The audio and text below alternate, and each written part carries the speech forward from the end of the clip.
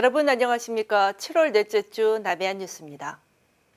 최근 부동산 시장 불안과 소비 침체 등의 영향으로 여수 지역 상권의 빈점포가 증가함에 따라 상인들이 고통을 호소하고 있습니다.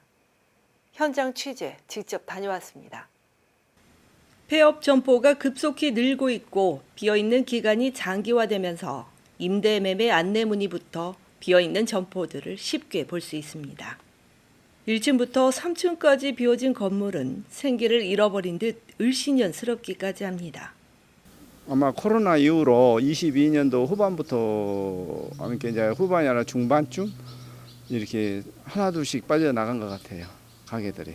임대료가 좀 내기가 힘들고 이제 이용객이 많이 없다 보니까 임대료 때문에 좀 많이 힘들어하고, 상가 쪽에서도 빈 상가를 좀 활성화하려면 임대료를 좀 낮춰가지고 많이 들어올 수 있게끔 연구를 했으면 좋겠습니다.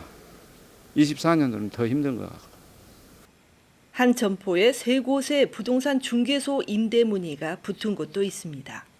고객들이 찾아오지 않는 상가인 것 같아서 제일 마음이 아프고요.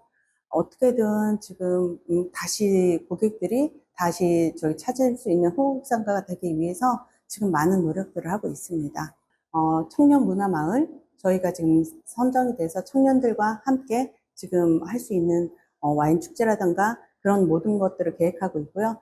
또 흥국 상가를 또 저희가 다른 이름으로 네이밍으로 좀 부를 수 있는 젊은이들 취향에 맞게끔 저희가 이름으로 또 바꿔서 저희가 어떻게든 이제 젊은 우리도 또 한 걸음 더 도약하기 위해서 지금 또 열심히 노력하고 있습니다.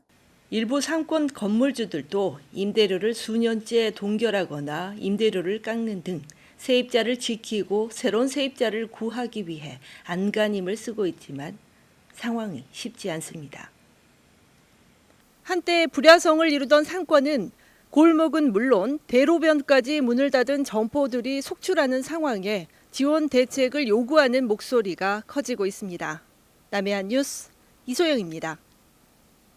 1919년 3.1 독립운동 당시 광주에서 일제에 항거했던 윤영숙 열사를 기리는 만남 행복 콘서트가 지난 19일 예울마루에서 열렸습니다. 이날 행사에서는 윤 열사를 기리는 시와 노래 발표, 마술 등 다양한 행사가 열렸으며 시민 600여 명이 참석한 가운데 여수 출신 윤영숙 열사를 추모하는 뜻깊은 행사가 진행됐습니다. 오늘은 윤영숙의 만남 행복 콘서트를 일부로 나눠서 했습니다. 의열지사 윤형숙, 혈려 윤영숙을 꼭 기억하자는 의미에서 이번에 큰 행사를 처음으로 했습니다. 앞으로 계속 1년에 한두 번씩 할 생각입니다. 의혈지사 윤영숙 열사는 광주에서 일제에 항거하던 중 오른쪽 눈과 왼쪽 팔을 잃었지만 태극기를 들고 만세운동을 하는 등 남도의 유관순으로도 알려져 있습니다. 전라남도는 지난 18일 광양 포스코 배군 아트홀에서 저출생 극복의 기업 참여를 유도하기 위해 제13회 인구의 날 기념 행사를 개최했습니다. 이날 기념식에서는 기업인 100여 명과 도민 800여 명이 참석했으며 저출생 반전을 위한 가족 친화적 사회 분위기 조성을 위해 포스코, 현대사모중공업, 대한조선주식회사 등 지역 120개 기업과 일생활균형 문화조성 업무 협약을 했습니다.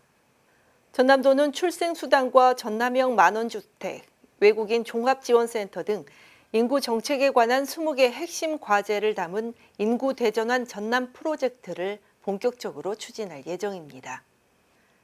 순천시 오천그린광장에 대형 물놀이장이 들어서 방문객들에게 인기를 얻고 있습니다.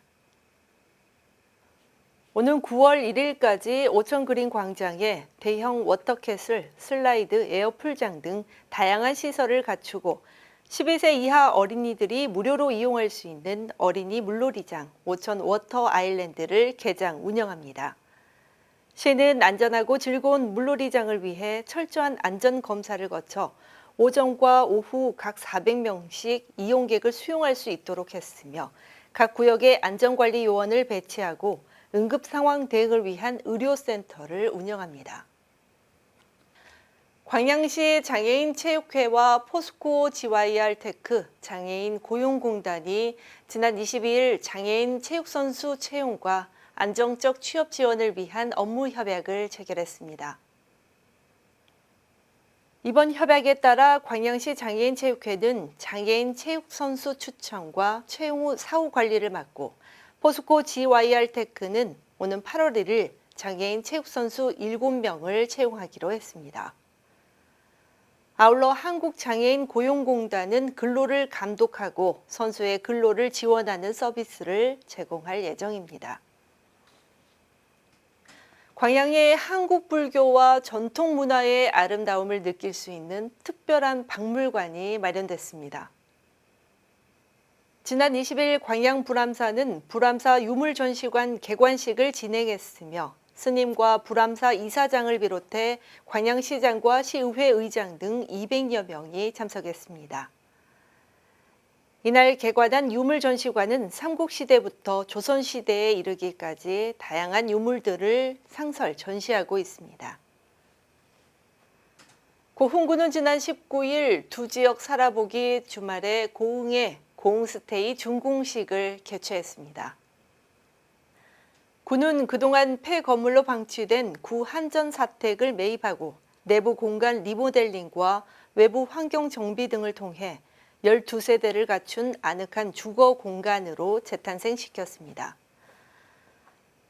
지난 6월까지 모집 완료된 12세대 일기 참여 가구를 대상으로 나만의 텃밭 체험, 고흥 인물 탐험 등 고흥에서 지역 주민과 함께 어울리며 고흥의 매력을 경험할 수 있도록 다양한 체험 프로그램도 운영하게 됩니다.